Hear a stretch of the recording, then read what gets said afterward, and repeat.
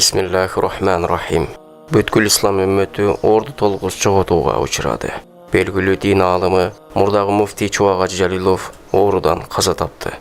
Ал алгач улуттук госпиталга оорабалда түшүп, көпкө узабай чын дүйнөгө кете берген.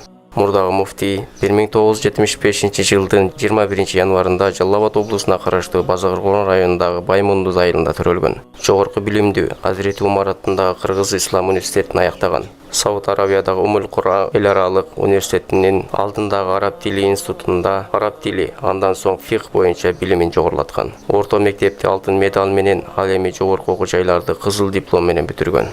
Урматтуу мусулман биртугандар, устаздын айткан насааттарын карманып, шариятты бекем кармана турган болсок, устазды дагы өзүбүз дагы бактылуу кылган болобуз. Ассаламу алейкум рахматуллахи ва баракатух. Биздин Кыргызстан ушундан жакшыраак болобуз. Ага мен толук ишенем. Анткени бизде булардан ашыгыраак нерсе, бизде ыйман деген нерсе бар. Биз дин менен кетип атабыз.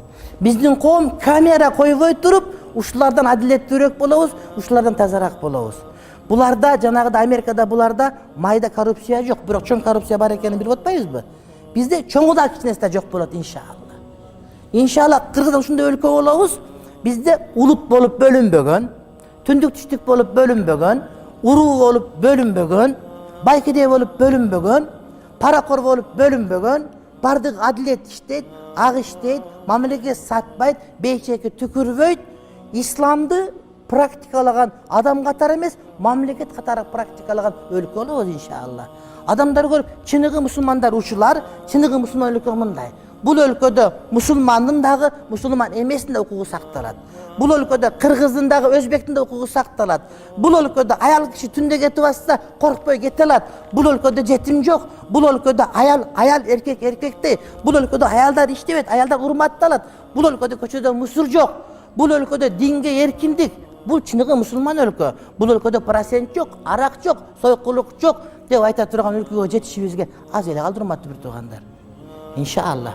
Мамлекет оңдош үчүн биз биринчи өзү оңдош керек. Кара мынакей, тынчтык керек бизге.